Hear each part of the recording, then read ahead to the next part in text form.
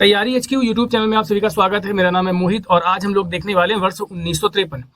बहुत ही महत्वपूर्ण साल है ये एग्जाम पॉइंट ऑफ व्यू से। पर इसको देखने से पहले मैं आपको बता देता हूँ कि हम लोग जो सीरीज फॉलो कर रहे हैं, ये सीरीज है टाइमलाइन लर्निंग सीरीज, ठीक है। और इसमें क्या होता है, मैं सारे के सारे क्वेश्चन जो है ना, वो एक पर्टिकुलर किसी ईयर के, वो सारे जितने भी इंपॉर्टेंट क्वेश्चन होंगे 10, 12, 15 अराउंड ऐसे ही क्वेश्चन होते हैं जो इंपॉर्टेंट क्वेश्चन है, जो एग्जाम में आ चुके हैं। उनको मैं एक साथ बताता हूँ कि वर्ष 1953 में आज इतनी घटनाएं हुई हैं, मैं एक साथ बताऊंगा, जिसको हम बोलते हैं क्लब करके चीज़ों को स्टडी करना, ताकि जो जीएस के क्वेश्चंस है ना, वो आपको लंबे समय तक याद रहें। तो बिना देरी किए हुए जल्दी शुरू कर लेते हैं और उम्मीद करता हूँ कि आप इसको प्रॉपर स्टडी कर रहे होंगे और इसके नोट्स भी प्रिपेयर कर रहे होंगे। तो वर्ष 1953 में, जैसे कि आप लोग जानते हैं कि हमारे 51-52 चुनाव हुए, तो 53 में अभी भी सरकार में प्रधानमंत्री जो है ना, वो हमारे पहले प्रधानमंत्री जवाहरलाल नेहरू जी हैं। और उसके अलावा जो राष्ट्रपति महोदय हैं, वो इस वर्ष भी हमारे पहले राष्ट्रपति डॉक्टर राजेंद्र प्रसाद जी ही हैं। तो यानी एडमिनिस्ट्रेशन जो है ना, वो कौन संभाल रहा है, आप समझ पा रहे हो। यानी आज मैं जो कुछ भी घटनाएं पढ़ाऊंगा, ये सारी घटनाएं किसके प्रशासन में हुई हैं, तो आप समझ गए उस समय पर प्रधानमंत्री कौन था, जवाहरलाल नेहरू, और राष्ट्रपति महोदय जो थे वो डॉक्टर राजेंद्र प्रसाद जी थे। तो बिना देरी किए हुए पहला क्वेश्चन आपकी स्क्रीन पर है, इसको देख लेते हैं। आंध्र प्रदेश राज्य का गठन हुआ। आप लोगों ने देखा होगा, ये क्वेश्चन एग्जाम में बहुत आता है, ठीक है। इसका गठन हुआ था 1 अक्टूबर 1953 को। आंध्र प्रदेश राज्य का गठन हुआ। अब ध्यान रखिएगा, आखिर यही क्वेश्चन एग्जाम में क्यों आता है? क्योंकि यह भाषाई आधार पर गठित किया गया भारत का पहला राज्य था। इससे पहले कोई भी राज्य भारत का भाषाई आधार पर गठित नहीं था। अंग्रेजों ने जो भी राज्य बना रखे थे, वो सारे के सारे राज्य बनाए गए थे प्रशासनिक आधार पर, ठीक है। पर हमने इनको भाषाई आधार पर बनाया। अब क्वेश्चन ये उठता है कि हमारे लिए फायदेमंद साबित हुआ या नुकसानदेह साबित हुआ, या आप कॉमेंट सेक्शन में बताइएगा, ठीक है, कि भाषाई आधार पर अगर राज्यों का गठन किया गया था या इस तरह से करते हैं, तो क्या ये क्षेत्रवाद है उसकी भावना को बढ़ाता नहीं है कि जब किसी दूसरे भाषा वाले लोग किसी दूसरे भाषा वाले राज्य में जाते हैं तो वहां पर उनके साथ दुर्व्यवहार किया जाता है। आई होप आपको समझ में आया होगा जिस प्रॉब्लम की मैं बात कर रहा हूँ, ठीक है। तो इससे जुड़े हुए जो क्वेश्चन है वो एग्जाम में आते हैं, उनको पहले देखते हैं। आजादी के बाद 47 में आजादी मिली। आजादी के बाद अधिकांश राज्य जो थे वो प्रशासनिक आधार पर बने हुए थे। अंग्रेजों ने इनको बना रखा था अपनी सुविधा के अनुसार। उसके अलावा फिर क्या हुआ कि साउथ इंडिया में, दक्षिण भारत में तेलुगु भाषी जितने भी लोग थे, ये उस समय पर मद्रास प्रांत का हिस्सा हुआ करते थे, ठीक है। मद्रास प्रांत का उस समय पर एक प्रांत हुआ करता था मद्रास, बाद में नाम बदल करके उसको तमिलनाडु कर दिया गया। और मद्रास पर्टिकुलर जो शहर था उसको चेन्नई के रूप में आज हम लोग मूलतः जानते हैं। वो कभी मैं पूरा एक बड़ा कॉन्सेप्ट है, उसको समझाऊंगा, उसमें बहुत सारी कॉम्प्लिकेशन थी, ठीक है। अच्छा, ये जो लोग थे तमिल लोग, ये लोग चाहते थे कि उनकी एक अलग पहचान बनी रहे देश में, ठीक है। ये सभी तेलुगु भाषा के लोग थे। तो इस बात को लेकर के इन्होंने आंदोलन शुरू किया। आंदोलन जो थे, आंदोलनकर्ता जो प्रमुख व्यक्ति थे, चूंकि आंदोलन करने में बहुत सारे लोग शामिल थे, लेकिन उनमें से जो प्रमुख जो लीड कर रहे थे आंदोलन को, उनका नाम था श्री पोटी रामल्लू, ठीक है। ये व्यक्ति थे जो कि लगातार आंदोलन को लीड कर रहे थे। अब हुआ क्या, ये जो रामल्लू जी थे ना, ये गांधी जी के साथ आंदोलन में रहे थे और उनके अनुयायी भी थे। इन्होंने आंध्र प्रदेश नामक एक अलग राज्य की मांग करी, ठीक है। और इन्होंने कहा कि लगातार हम लोग इस बात को लेकर आंदोलन करते रहेंगे जब तक हमारी जो मांगे हैं वो पूरी नहीं की जाएंगी। यानी तमिल बोलने वाले लोगों के लिए तमिल राज्य, और जो तेलुगु बोलने वाले लोग हैं उनके लिए तेलुगु राज्य की डिमांड इन्होंने लगातार सरकार के सामने रखी। हुआ ये कि लगातार 56 दिन तक ये अनशन करते रहे, भूख हड़ताल पर बैठे रहे, और 56 दिन के अनशन के बाद इनका हो गया देहांत, ठीक है। जब इनका देहांत हुआ तो 15 दिसंबर 1952 को इनका देहांत हुआ, और इनके मृत्यु से आंदोलन जो था वो और तेज हुआ। बड़े पैमाने पर विरोध स्टार्ट हो गया। जैसे कि आप लोग जानते हैं, जब बड़े पैमाने पर पब्लिक विरोध करती किसी चीज का, तो सरकार दबाव में आती है, ठीक है। सरकार दबाव में आई, प्रधानमंत्री जी दबाव में आए, पहले प्रधानमंत्री जी जवाहरलाल नेहरू दबाव में आ गए और उन्होंने ये जो अलग राज्य की मांग थी इसको स्वीकार लिया, ठीक है।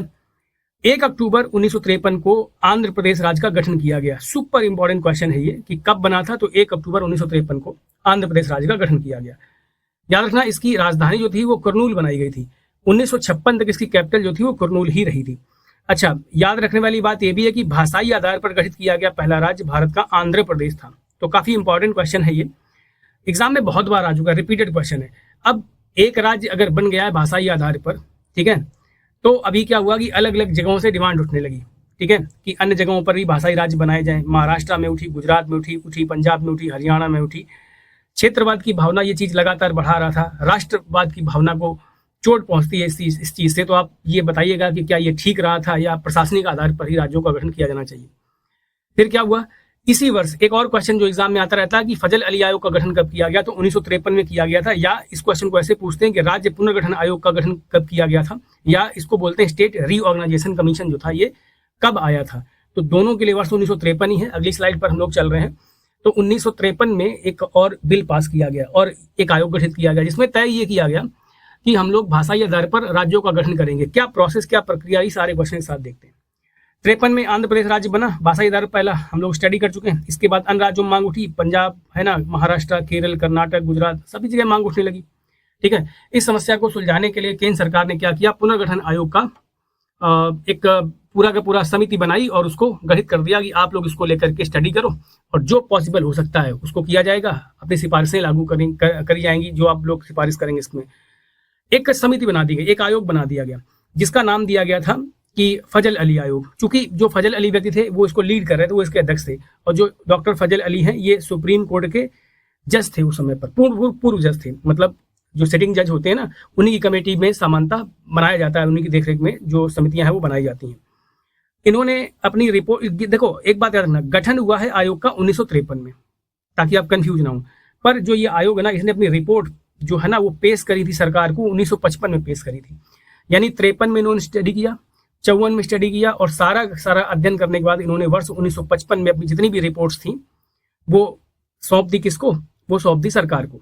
ठीक है, इसमें इन्होंने कुछ सुझाव दिए थे, उन सुझाव को जल्दी से देख लेते हैं। इन्होंने कहा कि राज्यों का पुनर्गठन भाषाई आधार पर होना चाहिए। ठीक है, इस आयोग ने ये बोला। ठीक है, साथ ही साथ इन्होंने एक और सिफारिश कर दी। सिफारिश में क्या था कि 14 राज्यों का गठन किया जाएगा और साथ साथ 6 केंद्र शासित राज्य बनाए जाएंगे। दूसरा इनका रिकमेंडेशन था। तीसरा आधार था कि भाषाई एक रूपता के साथ साथ प्रशासनिक सुविधा का भी ध्यान रखा जाए और राष्ट्रीय एकता को भी ध्यान में रखा जाए, यानी जो नेशनल इंटेग्रिटी है उसको भी ध्यान में रखा जाए। इस तरह की इन्होंने सुझाव दिए। नतीजा क्या आया? नतीजा ये आया कि 1 नवंबर 1956, अभी हम 53 पढ़ रहे हैं, आगे आने वाले समय हमको देखेंगे, देखना पड़ेगा हमको। 1 नवंबर 1956 को ये जो इनकी कमीशन की रिपोर्ट थी ये लागू कर दी गई भारत में, और भारत का नक्शा लगभग बदल गया अंदर की ओर। अंदर जो नक्शा था, यानी जो स्टेट थे उनकी बाउंड्रीज चेंज हुई, नए नए राज्य बनकर सामने आए। आंध्र प्रदेश, केरल, कर्नाटक, महाराष्ट्र, गुजरात आदि जो अन्य राज्य हैं इनका बाद में गठन होता रहा भाषाई आधार पर। केंद्र शासित राज्यों की बात करें तो दिल्ली, अंडमान निकोबार, लक्षद्वीप, मणिपुर और हिमाचल जैसे जो स्टेट्स थे वो केंद्र शासित प्रदेश के तौर पर सामने आए। यानी 1956 में देश का नक्शा कंप्लीटली चेंज हो गया। और ये 2 क्वेश्चन वर्ष 1953 से एग्जाम में आते रहते हैं, जिसमें भाषाई आधार पर गठित पहला राज्य और उसके अलावा राज्य पुनर्गठन आयोग यानी स्टेट रीऑर्गेनाइजेशन कमीशन या फिर फजल अली आयोग का गठन 1953 में किया गया था।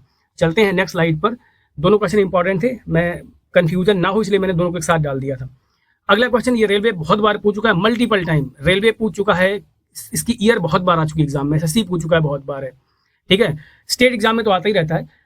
माउंट एवरेस्ट की जो पहली सफल चढ़ाई थी वो किस वर्ष पूरी हुई थी? यानी पहली बार मानव जो था वो अपने टॉप पर पहुंचा था माउंट एवरेस्ट के, वो कौन सा साल था? आप देख सकते हैं 1953 में पहली सफल चढ़ाई करी थी मानव ने, first human on the top of mount Everest. ठीक है, टॉप पर पहुंचा था पहली बार मानव 1953 में। इसका जो भी क्वेश्चन से जुड़े हुए आते हैं या आ सकते हैं उनको देख लेते हैं जल्दी से। पहला है कि माउंट एवरेस्ट जो है ना विश्व की सबसे ऊंची चोटी है। इसकी हाइट कई बार एग्जाम में आई है, तो याद रखिएगा 8,848.86 मीटर इसकी कुल मिलाकर हाइट है। उसकी हाइट थोड़ी बढ़ती रहती है, ऐसा वैज्ञानिक कहते हैं। ठीक है, कहाँ स्थित है? इसकी लोकेशन है तिब्बत और नेपाल की सीमा पर। अगर हम आज देखें तो ये कह सकते हैं कि चाइना और नेपाल की सीमा पर हम चाइना ने तिब्बत वाला जो क्षेत्र है उसको कब्जा रखा है, तो हमारी जो पॉलिसी है, जो कंट्री की जो पॉलिसी है उसके हिसाब से हम तिब्बत ही बोलते हैं। तो हम ये बोलना प्रेफर करेंगे कि नेपाल और तिब्बत के बॉर्डर पर ये माउंटेन स्थित है। ये चाइना का माउंटेन नहीं है, तिब्बत और नेपाल की बाउंड्री का है। ठीक है, आगे बढ़ते हैं। वर्ष 1921 की बात करें तो ब्रिटिश जो अभियान थे, इस तरह के अभियान लॉन्च कर चुके थे जो ब्रिटेन के लोग थे। उन्होंने पहले भी यहाँ पर चढ़ाई करने का प्रयास किया था, पर वो उन्हें कभी सफलता नहीं मिली, वो असफल हुए बार बार।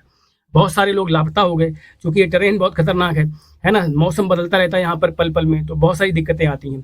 पहली जो सफल चढ़ाई है वो कब हुई? तो 1953 में हुई थी, 29 मई को।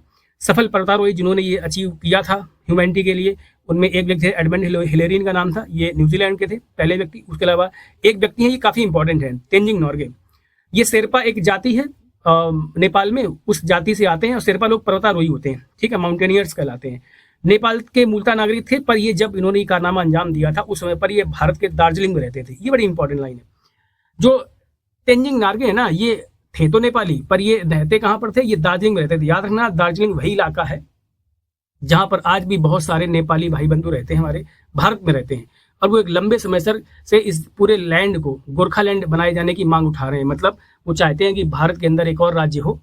ठीक है, और जिसमें कुछ हिस्सा पश्चिम बंगाल का ऊपर का और अन्य राज्यों का मिला करके एक नया राज्य भारत के अंदर गठित कर दिया जाए, जिसको गोरखालैंड कहा जाए।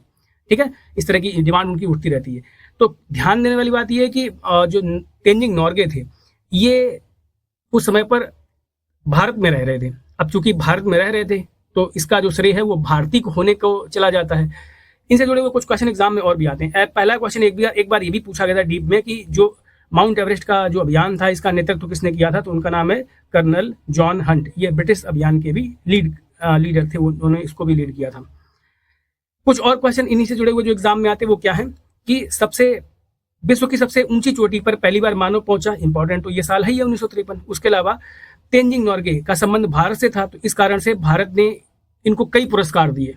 इनको तेंजिंग नॉर्गे को पहला पुरस्कार, इनको पद्म पुरस्कारों के बारे में पहले ही चर्चा कर चुका हूं। ठीक है, इनकी 3 कैटेगरीज होती हैं, तो इनको पद्म भूषण पुरस्कार दिया गया था। देखो, पद्मश्री, उससे बड़ा पद्म भूषण, और उससे बड़ा कौन सा होता है, पद्म विभूषण, और इन सबसे बड़ा होता है भारत रत्न। तो 1959 में इनको पद्म भूषण पुरस्कार दिया गया था। ठीक है, अच्छा, एक बहुत इंपॉर्टेंट क्वेश्चन ये वाला आता है कि Tenzing Norgay national adventure award ये 1993 में शुरू किया गया था। ये एग्जाम में तमाम बार क्वेश्चन आ चुका है, तो बड़े ध्यान से इसको याद रखिएगा कि तेंजिंग नॉर्गे नेशनल एडवेंचर जो अवार्ड है ये कब स्टार्ट किया गया था, 1993 में स्टार्ट किया गया था। जब 93 आएगा तो हम इसको भी देखेंगे फिर आगे। इसके बारे में जो क्वेश्चन एग्जाम में आ सकता है वो क्या है कि एक क्वेश्चन एग्जाम में बार बार पूछा गया कि एडवेंचरर का अर्जुन पुरस्कार किसे कहते हैं, तो अगेन यही आंसर आता है कि तेंजिंग नॉर्गे नेशनल एडवेंचर पुरस्कार को ही हम लोग एडवेंचर का अर्जुन पुरस्कार कहते हैं। भारत सरकार ने इस पुरस्कार को स्टार्ट किया था, तो बहुत ही महत्वपूर्ण क्वेश्चन है। ये इनके सम्मान में ही स्टार्ट किया गया था। तो इससे जो भी क्वेश्चन आते हैं वर्ष 1953 से माउंट एवरेस्ट से रिलेटेड, वो मैंने एक साथ एक स्लाइड में डाल दिए थे। आगे बढ़ते हैं, अगली स्लाइड में आप देख सकते हो कि संगीत नाटक अकेडमी का गठन किया गया 1953 में। बड़ी इंटरेस्टिंग चीज है, यहाँ से बहुत सारे क्वेश्चन एग्जाम में आते रहते हैं। संगीत नाटक अकेडमी 1953 में गठन किया गया, क्या होता है, क्यों स्थापना करी गई, सारा कुछ देखते हैं। सबसे पहले स्थापना देखें तो 1953 में स्थापना हुई। हेडक्वार्टर कहाँ पर है, बहुत बार आ चुका है, तो न्यू दिल्ली में इसका हेडक्वार्टर है। किसने स्थापना करी थी, भारत सरकार के द्वारा। उद्देश्य क्या था, सबसे इंपॉर्टेंट चीज यहाँ पर है, भारतीय संगीत, नृत्य, नाटक आदि को संरक्षित करना था, इसको बढ़ावा देना था और इसके विकास पर काम करना था, इसको लेकर योजनाएं लानी थी। तो हमने इसका स्थापना करी संगीत नाटक अकेडमी की। ठीक है, अच्छा, एक बात ध्यान देना, यहाँ पर नोट लगाकर मैंने इस चीज को डाला हुआ कि भारत में कुल मिलाकर कितनी राष्ट्रीय अकेडमियां अगर पूछा जाए वो कौन कौन सी है, तो सब मिलाकर 3 नेशनल अकेडमीज हैं। उनमें से एक है संगीत नाटक अकेडमी जिसकी स्थापना 1953 में हुई, एक है साहित्य अकेडमी जिसकी स्थापना 1954 में हुई, और एक है ललित कला अकादमी जिसकी स्थापना 1954 में की गई थी। यानी 53 में हुई संगीत नाटक अकेडमी की स्थापना। उसके अलावा जो 2 बची हुई अकेडमी है, 3 ही है सारी के साथ सब मिला करके। तो जो साहित्य अकादमी और जो ललित कला अकादमी है, इसकी स्थापना 1954 में हुई, वो हम अगले वर्ष में देखेंगे उसके बारे में सब कुछ। ठीक है, क्योंकि 53 में जिसकी स्थापना हुई हम पहले उसको देख रहे हैं। तो 53 में संगीत नाटक अकादमी की स्थापना हुई, बात ध्यान रखिएगा।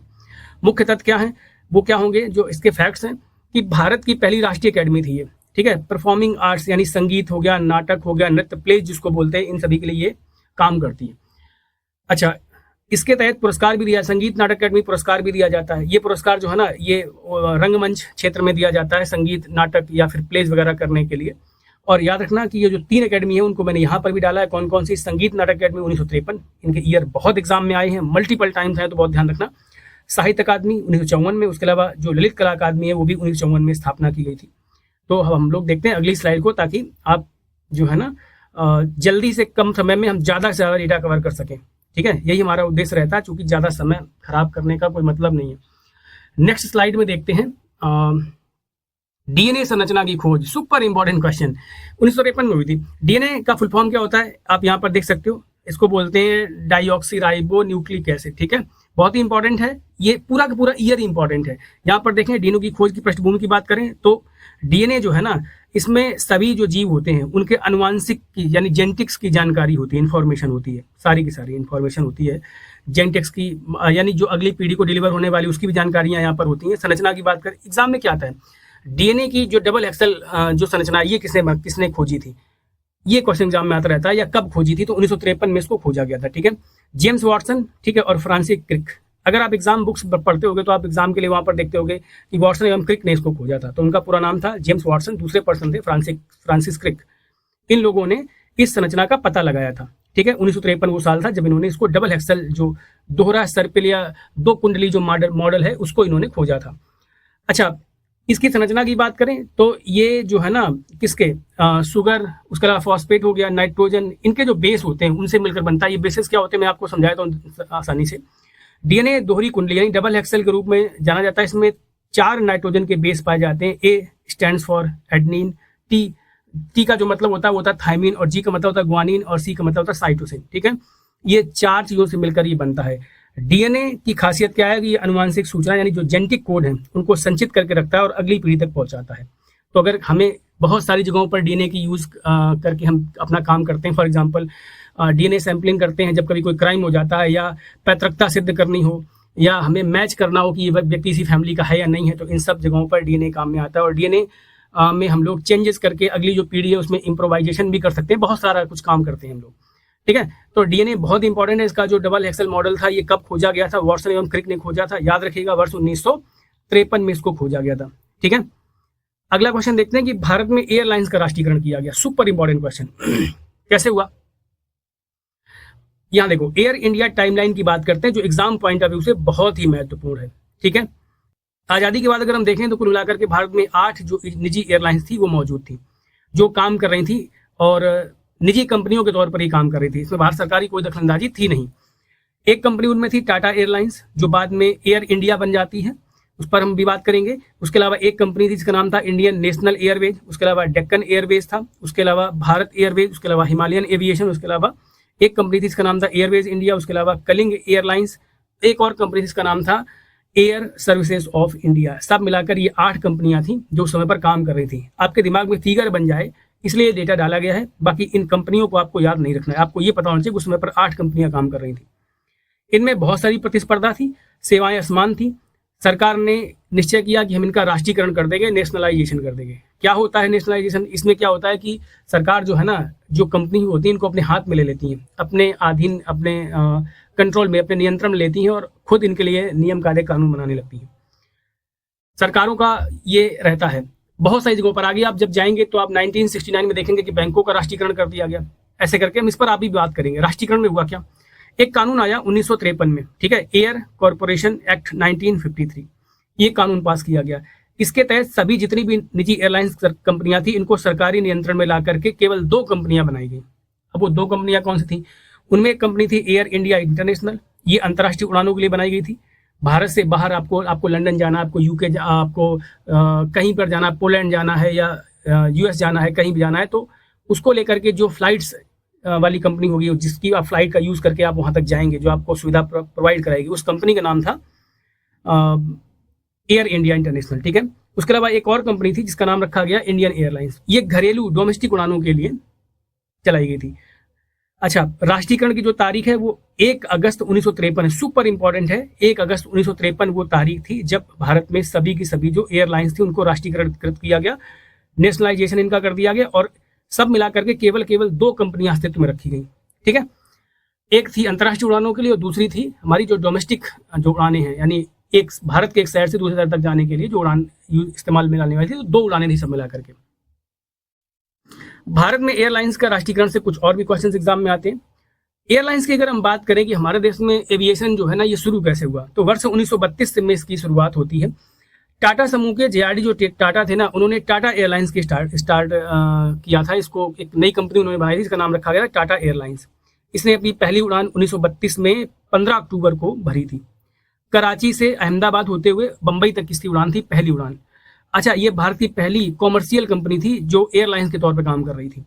1946 में इसने अपना नाम बदल दिया। पहले 32 में कंपनी बनी टाटा एयरलाइंस और इसने अपना नाम बदल दिया वर्ष 1946 में और इसका नाम हो गया एयर इंडिया। अब आपको शायद समझ में आ रहा होगा, एयर इंडिया इसका नाम रख दिया 46 में। फिर 48 में अंतर्राष्ट्रीय उड़ान इन्होंने भरना शुरू करी। पहले डोमेस्टिक फ्लाइट अपनी चलाते थे। वर्ष 1948 में इन्होंने अपनी अंतर्राष्ट्रीय फ्लाइट्स भी स्टार्ट करी। एयर इंडिया इंटरनेशनल की शुरुआत करी गई, एक नई कंपनी बनी अंतर्राष्ट्रीय उड़ान भरने के लिए, जिसका नाम रखा गया एयर इंडिया इंटरनेशनल। और इसने अपनी पहली जो अंतर्राष्ट्रीय उड़ान थी 8 जून 1948 को मुंबई से लंदन के बीच भरी, यानी पहली जो फ्लाइट थी वो मुंबई से लंदन के लिए रवाना हुई। ठीक है, ये भारत की पहली अंतर्राष्ट्रीय सर्विस थी। अब हम बात करें राष्ट्रीयकरण की। फिर क्या होता है कि 48 के बाद में 53 आते आते हो गया राष्ट्रीयकरण। सरकार ने कंपनियां अपने हाथों में ले ली। ठीक है, अब दोबारा क्या हुआ कि सरकार ने इस कंपनी को अपने हाथ में ले लिया और फिर लगातार इसको अपने अधीन कंट्रोल में रखा, अपने नियंत्रण में रखा, इसके लिए नियम कायदे कानून उसको चलाना संचालित करना, नहीं सब सरकार करती रही। 2017 आते आते यानी 60-70 साल लगभग गुजरे अभी तक हम अगर बात करें तो सरकार के हाथों में कंपनी रही। 2017 में इसके निजीकरण की प्रक्रिया शुरू हुई। मतलब क्या हुआ कि सरकार अब इस कंपनी को बेचना चाहती थी कि हम इसको नहीं रन करना चाहते हैं, सरकारी तौर पे नहीं चलाएंगे इसको हम, अब इसको कोई प्राइवेट प्लेयर जो है ना वो वापस ले ले। अब चूंकि टाटा ने शुरू की थी तो टाटा के लिए स्वाभिमान की बात भी थी, है ना, इमोशनल फैक्टर भी था एक यहाँ पर। तो टाटा जो थी कंपनी वो चाहती थी कि इसको हम दोबारा ओन करें, और हुआ भी ऐसा ही। वर्ष 1921 में टाटा ने इसको वापस ले लिया, वापस परचेज कर लिया सरकार से। ठीक है, अब क्या हुआ कि 2021 में सरकार ने घोषणा करी कि जो एयर इंडिया है ये टाटा समूह खरीद रहा है और हम इसको टाटा समूह को बेच रहे हैं। याद रखना ये वही कंपनी है जिसको 1932 में टाटा एयरलाइंस के नाम से शुरू किया गया था, और बाद में हमने 27 जनवरी और 2022 को आधिकारिक इसकी वापसी पुनः टाटा ग्रुप में हो गई। तो आई थिंक आपको ये जो एयरलाइंस का पूरा फैक्टर था ये आपको समझ में आया होगा। और ये टाटा के बारे में बात करना इसलिए जरूरी था क्योंकि अभी हाल फिलहाल के एग्जाम्स में ये क्वेश्चन देखने को मिला है। ठीक है, कि उन्होंने ये पूछा था कि सबसे पहले जो टाटा एयरलाइंस इसकी शुरुआत कब हुई थी और इसको दोबारा कब ग्रहण कर दोबारा फिर अपने हाथ में कब सरकार से वापस ले लिया गया। इस तरह क्वेश्चन एग्जाम में आए थे और इंटरव्यूज में भी क्वेश्चन पूछे गए। तो याद रखिएगा काफी सारे क्वेश्चन जो है ना वो कॉमन होते हैं, एक दूसरे लिंक करके उनको पढ़ना ज्यादा जरूरी होता है। अगला जो क्वेश्चन है वो है UNGA, United Nations general assembly. आपको पता होगा इसको हिंदी में कहते हैं संयुक्त राष्ट्र महासभा। ठीक है, संयुक्त राष्ट्र महासभा की पहली महिला जो अध्यक्षता थी वो बनी विजयलक्ष्मी पंडित। कौन थी? ये है वो लेडी विजयलक्ष्मी पंडित। ये है नेहरू जी की बहन, यानी जवाहरलाल नेहरू जी की सिस्टर हैं विजयलक्ष्मी पंडित। ये उस समय पर भारत के लिए या मैं कहूँगा पूरी दुनिया के लिए एक बड़ी अचीवमेंट थी कि कोई महिला यूएनजीए की अगर अध्यक्षा बन रही है। तो ह्यूमन एम्पावरमेंट के पॉइंट ऑफ व्यू से अगर आप देखो तो ये बहुत बड़ी उपलब्धि थी भारत के लिए। इनका नाम था विजयलक्ष्मी पंडित, जवाहरलाल नेहरू की सिस्टर थी। यहाँ पर मैंने डेटा डाल दिया है। अच्छा, संयुक्त राष्ट्र महासभा की पहली महिला अध्यक्षता थी, प्रेसिडेंट बनी है। और कब बनी है? 8वां सेशन चल रहा था, 1953 में ही बनी थी। और क्यों इंपॉर्टेंट है? क्योंकि विश्व की पहली महिला थी जिन्होंने इस पद को संभाला था। ठीक है, भारत के लिए एक गौरव का क्षण था क्योंकि आज़ादी के सिर्फ 6 साल के बाद ही इतना बड़ा सम्मान भारत को प्राप्त होना अपने आप में एक बड़ी उपलब्धि मानी गई थी उस समय पर। तो याद रखिएगा विजयलक्ष्मी पंडित यूएनजीए की पहली महिला अध्यक्षा, यूनाइटेड नेशंस जनरल असेंबली। आगे बढ़ते हैं, अगला क्वेश्चन है UGC, super important. University grant commission इसको बोलते हैं। 1953 में इसका गठन किया गया। क्या होता है? भारत में शिक्षा का जो सबसे सर्वोच्च संस्था है वो यही है, यूजीसी इसको बोलते हैं। याद रखिएगा इसकी स्थापना 1953 में हुई थी, यानी स्थापना। अब इसमें भी बहुत सारे क्वेश्चन जो है ना वो कंफ्यूज करने वाले हैं। देखो, स्थापना जो है ना ये तो शुरू करी गई थी, मतलब इसको लेकर के कई सारे क्वेश्चन एग्जाम में आते हैं, अलग अलग तरीके से आते हैं, उनको मैं समझा देता हूँ। यहाँ पर देखोगे तो स्थापना वर्ष पूछा जाए 1953 देना आंसर सीधे, कोई दिक्कत नहीं है। किसके नेतृत्व में हुई? तो नेहरू गवर्नमेंट के द्वारा इसकी स्थापना करी गई थी। यूजीसी, यूनिवर्सिटी ग्रांट कमीशन की स्थापना की बात हो रही है 53 में, याद रखना। पर इसको कानूनी जामा यानी कानूनी जो दर्जा था वो कब दिया गया? वो 1956 में इसको कानूनी दर्जा दिया गया था। याद रखिएगा 1956 में कानून आया था। जब अगले अभी आप कुछ समय बाद हम लोग जब 1956 को देखेंगे तब हम उसमें इस चीज को डिस्कस करेंगे कि इस कानून में क्या था, क्यों लाना पड़ा इसको। बहुत इंपॉर्टेंट संस्था है। 1956 में इसको लेकर एक कानून आया था जिसको बोलते हैं यूजीसी एक्ट 1956।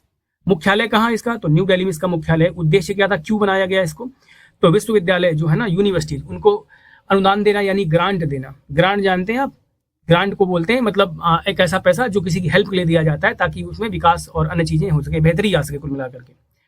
अच्छा, उसके अलावा शिक्षा में गुणवत्ता का जो मानक स्टैंडर्ड है उसको मेंटेन किया जाए, इसको लेकर के काम करने वाली थी ये संस्था, तो काफी इंपॉर्टेंट है।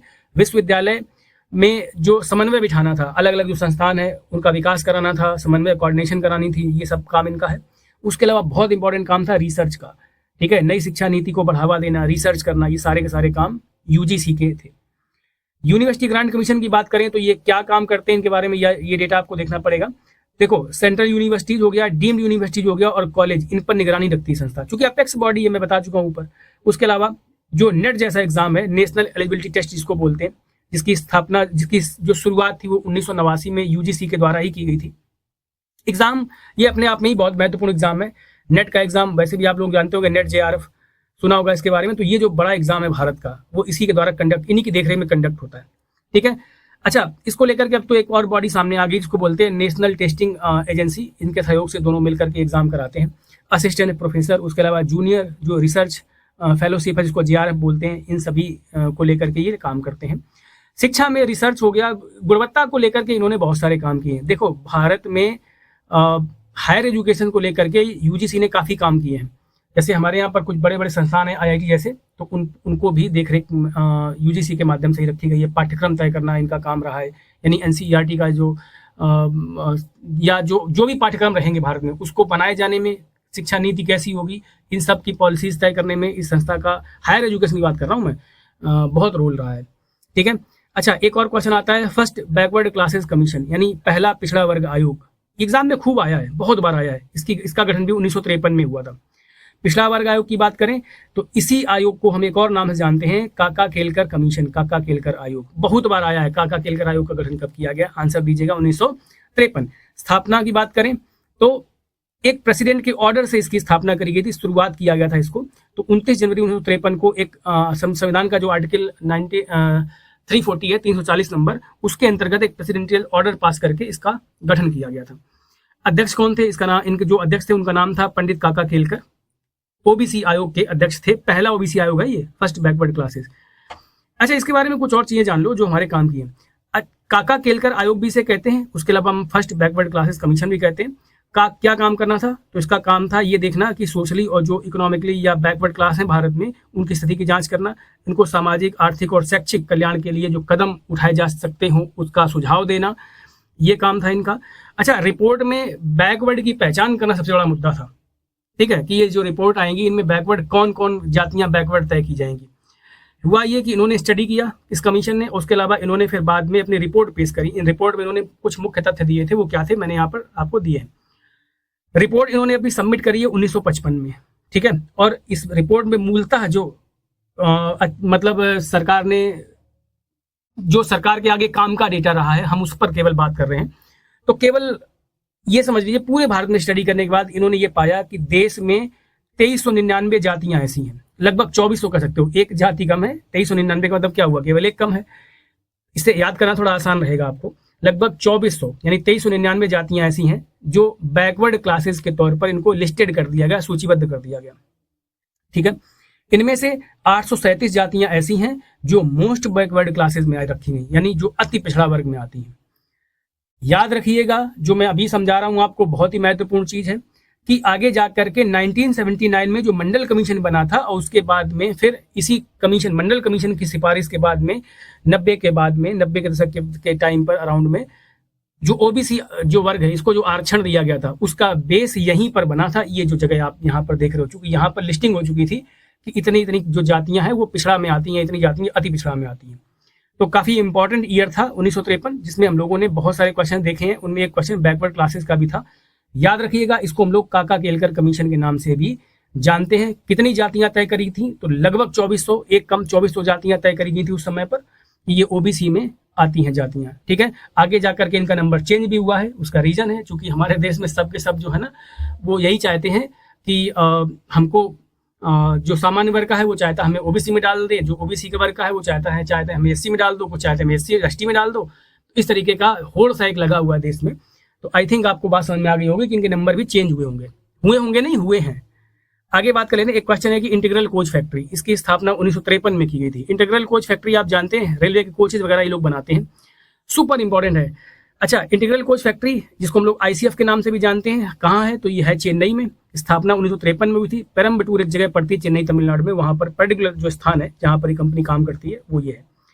उद्देश्य क्या था? भारतीय रेल के लिए आधुनिक जो डिब्बे हैं, कोचेज हैं, उनका निर्माण करना पहला इनका काम था। उसके अलावा आईसीएफ जो है ना, इंटीग्रल कोच फैक्ट्री, इसका एक बड़ा काम ये भी था कि जो सेल्फ प्रोपेल्ड कोचेज थे, है ना, ईएमयू वगैरह, मेट्रो कोचेज वगैरह, इन सब का निर्माण करना इनका मुख्य काम रहा है।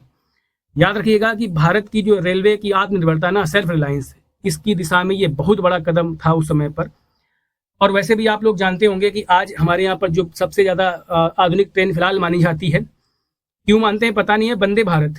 ठीक है, ये आधुनिक ट्रेन मानी जाती है और इसका निर्माण, इसके जो कोचेज हैं वो भी इंटीग्रल कोच फैक्ट्री में ही बनाए गए हैं। तो बहुत इंपॉर्टेंट है, याद रखिएगा। वंदे भारत कहाँ बनाई गई, ये तो एग्जाम में आता ही है, पर इसके अलावा एक चीज और भी एग्जाम में आती रहती है, जिसको हम लोग बोलते हैं कि इंटीग्रल कोच फैक्ट्री, इसकी स्थापना कब हुई और जो वंदे भारत जैसी ट्रेन है वो कहाँ बनती है। तो इंटीग्रल कोच फैक्ट्री, और कोच फैक्ट्री है कहाँ पर? तो चेन्नई तमिलनाडु में।